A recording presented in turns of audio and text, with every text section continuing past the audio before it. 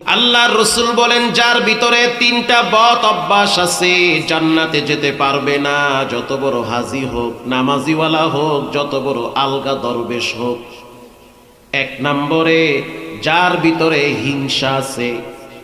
যেমন আল্লাহ কাউকে শিক্ষিত বানাইছে, আপনি হিংসা করতেছেন আল্লাহ তারে কেন শিক্ষিত বানাইলো, আমারে করছে কি আল্লাহ। যাকে আল্লাহ সম্পদ দিয়েছে, আপনি হিংসা করে বলতে আছেন আল্লাহ তারে কেন সম্পদ দিল। তিন নম্বরে রাসূল বলেছেন, যে অহংকারী করে, ব্যবহার খারাপ করে, এমন কোয়ালিটির মানুষগুলো জাহান্নামে যাবে। সাহাবীরা সাবধান, এই বদ গুণগুলা যেন তোমাদের ভিতরে না থাকে। এবার রাসূল বলেন, আলা উখবিরুকুম বিআহলিল জান্নাহ, আমি কি বলবো জান্নাতে কারা যাবে? সাহাবীরা বললেন, বালা ইয়া রাসূলুল্লাহ, বলবেন। আল্লাহর রাসূল বলেন, জান্নাতে তারা যাবে যারা সহজ সরল দিলের অধিকারী। সুবহানাল্লাহ বলেন, সহজ সরল দিলের অধিকারী।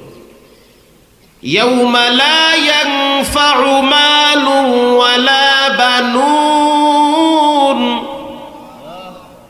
ইল্লা মান আতাল্লাহা বিকলবিন সালিম।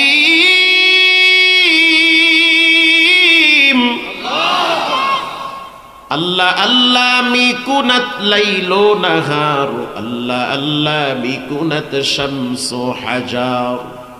আল্লাহ বলেন, কিয়ামতের ময়দানে মাল কাজে আসবে না, সন্তান কাজে আসবে না।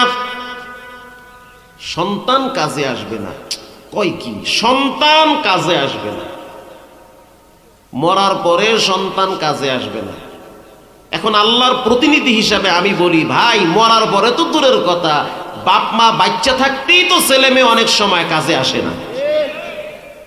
জি, সকালবেলা বাবা তার ছেলের হাত ধরে ধরে কোচিং এ নিয়ে যায়, প্রাইভেটে নিয়ে যায়, স্কুলে নিয়ে যায়। বাবায় 20 টাকা বাঁচায়া সেই টাকা দিয়া কোচিং ফি দেয়, টিফিন ফি দেয়। বাবায় চাকরি করে একটা ফার্মে অথবা কোম্পানিতে। প্রতি মাসে মাসে সিদ্ধান্ত নেয়, চাকরি আমি ছেড়ে দিব, বসের ব্যবহার খারাপ। কথা ঠিক না? সারাদিন ক্লান্ত শ্লান্ত শরীর নিয়ে যখন ঘরে আসে, সন্তানের চেহারা দেখার সাথে সাথে চিন্তা করে, চাকরি যদি ছেড়ে